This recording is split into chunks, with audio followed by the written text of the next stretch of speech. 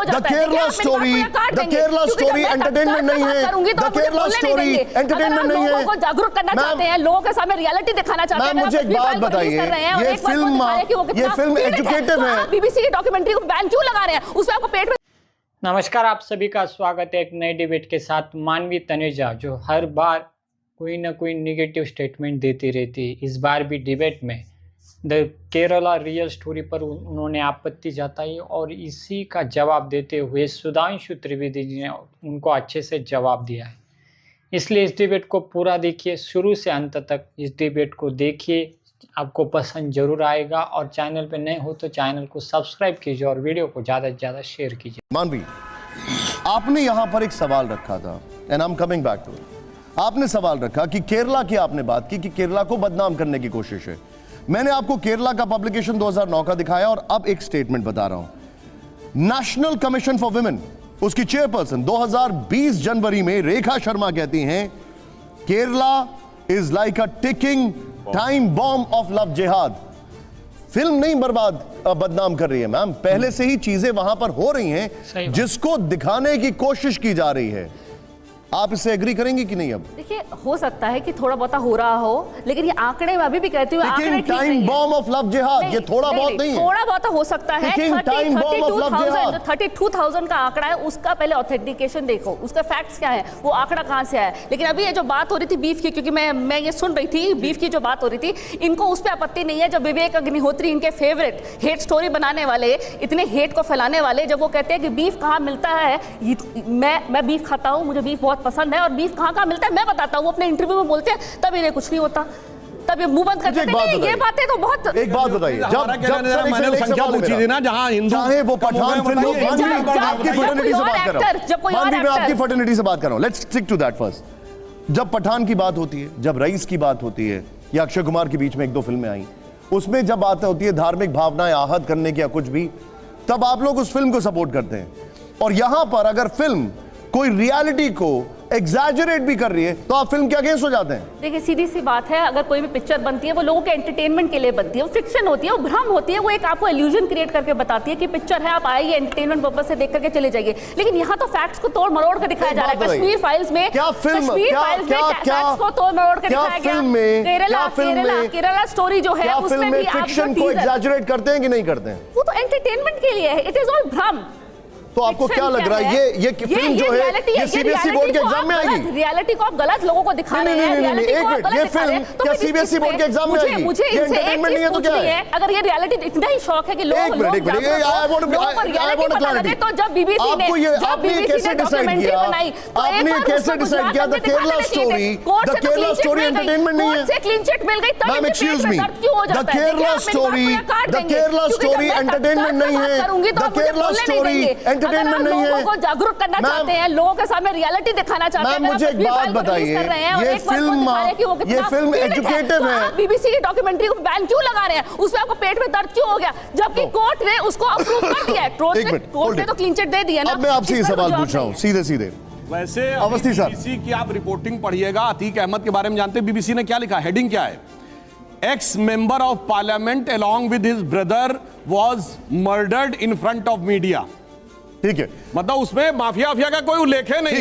X member of parliament along with his brother murdered in front of media. वाह, ठीक है, सोचिए कितना सुधांशु सर, मैं थोड़ा सा डाइग्रेस ही करना, एक मिनट सर रुक जाइए।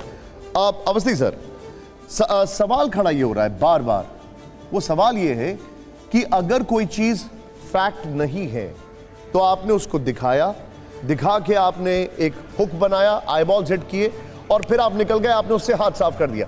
32,000 के आंकड़े की मैं बात कर रहा हूं। निशांत जी, आपकी आपत्ति 32,000 पर या लव जिहाद एग्जिस्ट करता है या नहीं करता उस पर है? अभी मेरा सवाल उस पर है, उस पर जवाब दे। 32,000 पर जी, 32,000 का आंकड़ा जो है आप उनसे करिए जो मुस्लिम आबादी बढ़ा रहे थे।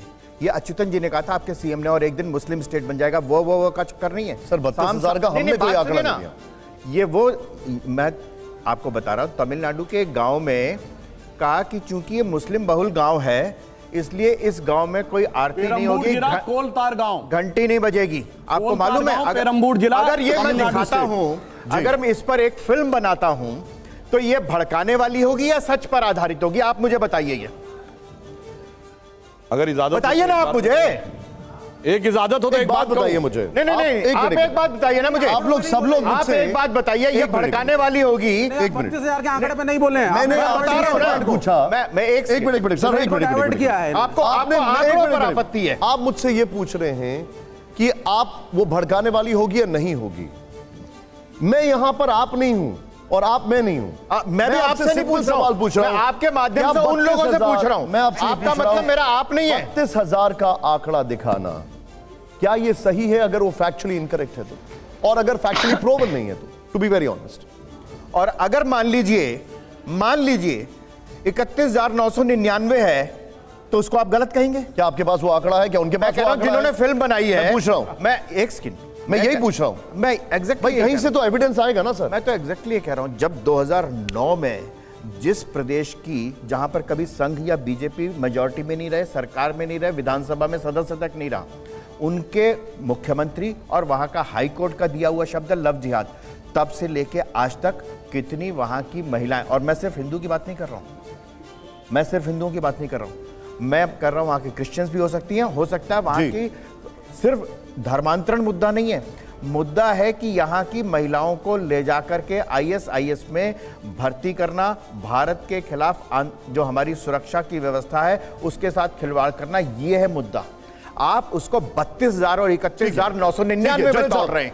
यहां पर सवाल यह है कि मुद्दा 32,000 नहीं है ये कह रहे हैं, मुद्दा यह है कि जो उन महिलाओं के साथ किया जा रहा है, कैसे उनका कन्वर्जन किया जा रहा है, कैसे उन्हें एक फॉल्स होप दी जाती है और जबरदस्ती उनको एक धर्म में कन्वर्ट कर दिया जाता है। Your take sir.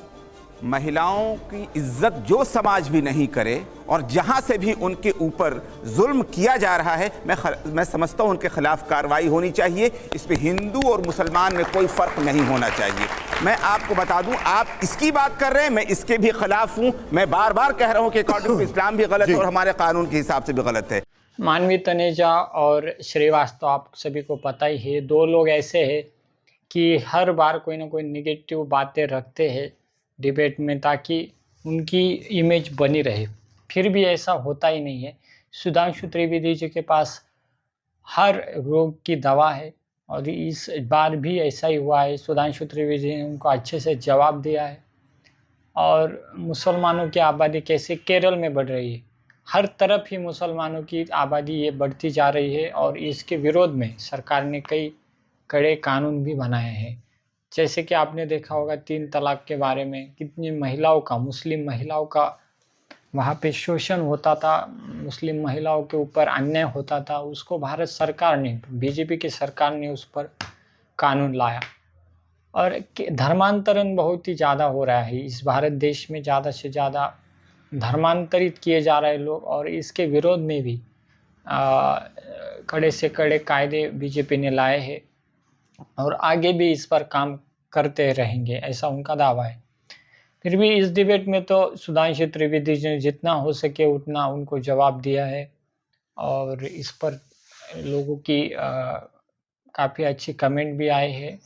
जो सनातनी है वो तो अपने धर्म के लिए लड़ेगा ही, क्योंकि पहले भी सनातन था, अभी भी सनातन है और बाद में भी रहेगा। फिलहाल इस डिबेट में इतना ही, मिलते हैं अगले डिबेट में, तब तक के लिए जय हिंद, जय भारत।